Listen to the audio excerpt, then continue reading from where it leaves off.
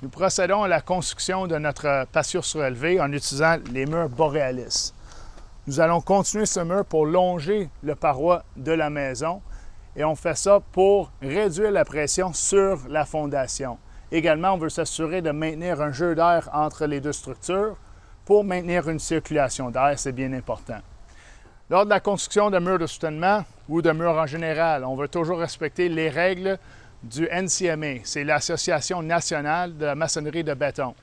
La règle la plus importante à suivre, c'est la règle des 4-6, c'est-à-dire au moins 6 pouces de notre mur doit être enfoui, la fondation doit dépasser le derrière de notre mur par au moins 6 pouces, le devant de notre mur par au moins 6 pouces, et finalement l'épaisseur minimale de notre fondation, c'est 6 pouces.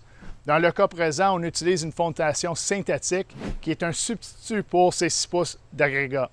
En utilisant le Gator Base et déposé sur un lead pose de 1 pouce de 1 cornet, on a l'équivalent de 6 pouces de pierre concassée compactée.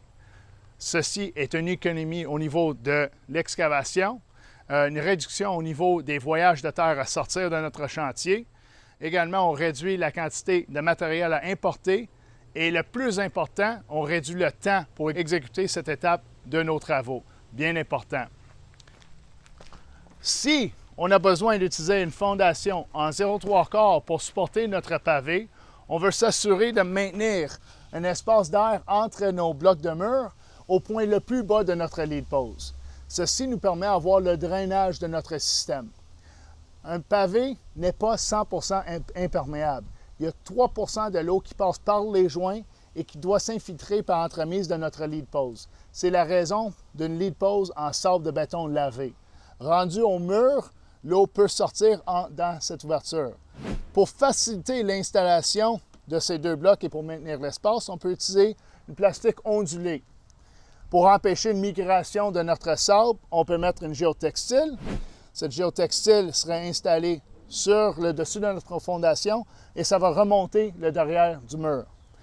En cas d'avoir une plantation, une aire de plantation derrière le mur et on veut empêcher que le sol vienne boucher cette ouverture, on peut mettre un autre morceau de géotextile sur le devant.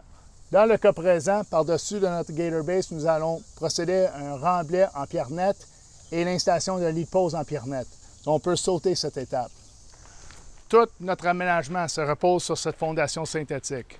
La patio surélevée, les deux bancs, le foyer, la fontaine et les bacs de plantation.